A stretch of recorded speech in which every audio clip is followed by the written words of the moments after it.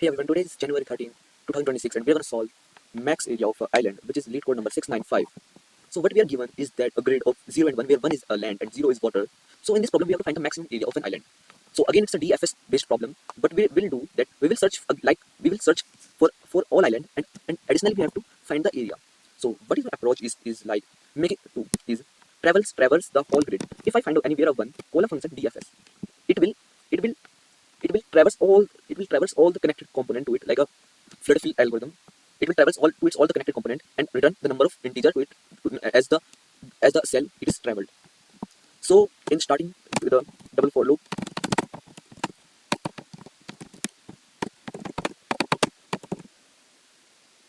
int I is equal to 0 and I is less than grid dot size and j is less than grid of 0 dot size which is the column and j plus plus. So what will it gonna do is that if if I found any one at an particular element, it's an integer, so we don't need a character. If I found any particular one to add an element, call the function dfs. To by it will take I, comma j, comma our grid. Okay, let's see what further happen. Moving to this here, little bit zooming. Tab. Let's now make a void for type d depth. I named it dfs, but I'm doing a bfs. Int I is equal to 0, int j is equal to int I, int j, a vector of integers, vector of integers. Call it by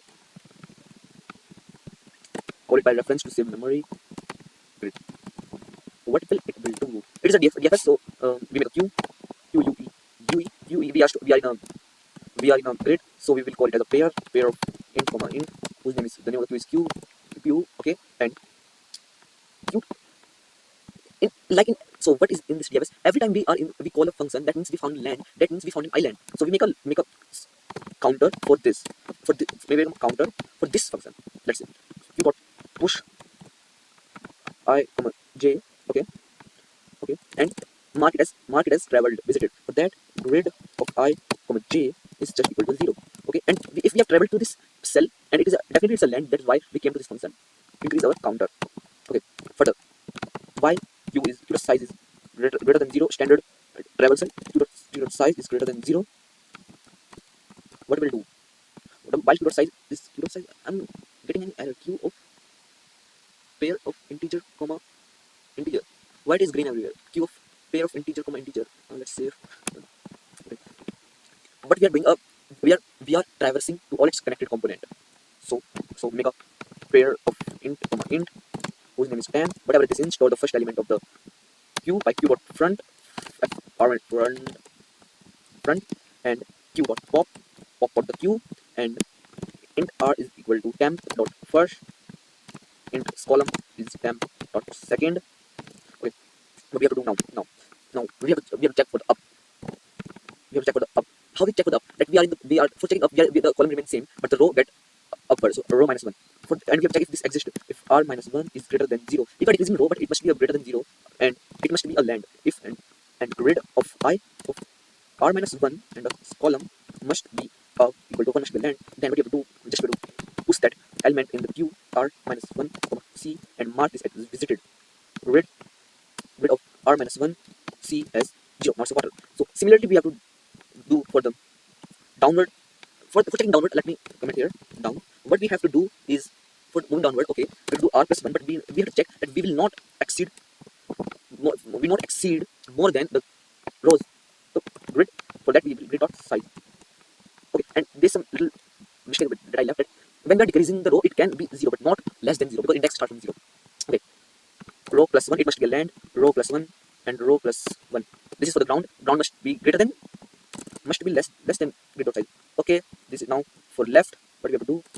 For moving left, our column remains same. Our column will shift to leftward. Our row remains same. So column shift to leftward. C minus 1.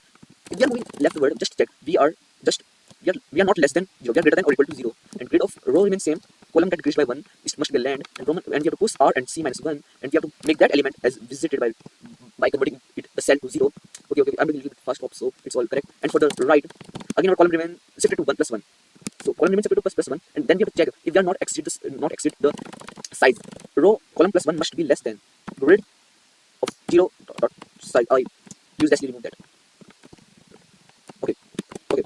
Must be less than grid of zero dot side, and grid of r and c plus one must be a land, and we have to push that element into the queue and increment that element into the change that element to a visited. So when we did that, we not increase our counter. So let's do it. Whenever we hit a land, means any if condition, we need to increase our counter. Semicolon. Increase our counter. Increase our counter. And increase our counter. Okay. And after the complete while loop, return that counter. Change the type to integer, and whatever is coming stored is as a int temp. Int temp is dfs, and we are calling a int answer to be negative infinity. Int negative infinity.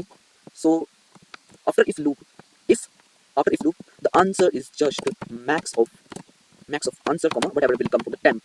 Okay, and after the both for loop, return the answer which to the maximum size. Let's check. Compiler error. DFS. Okay, I miss here. Oh, that's why it's all coloring green. Another somewhere I missed the bracket at line number 24. Then everywhere because I copied the same segment. Okay, let's try this time. Fast. A lot of error. Wait, up. R minus 1 must be greater than or equal to 0. Rho minus 1. Rho plus 1 must be less than grid dot size. Okay. Left C minus 1 must be greater than or equal to 0. And C plus 1, column plus 1 must be grid dot size of 0. And grid of column plus 1 must be 1. Let's try this time. Hopefully. Something is error here. Okay. Fine. Again something in here, a lot of huh? 4. What I've done. Okay. Okay, let's try this time. Another compiler error. Temp is not defined. Okay, don't worry. Temp. I defined the temp here. It will get out of scope and get temp from here. And now we are getting a wrong answer. Output is 256. 12. So I again get GPT the solution, and the error is that I have to initialize. I'm not taking it has to be 0, and we have to initialize this. Let's run this time. Okay, it's accepted. Let's try to submit. And it's submitted very well, but a little bit of.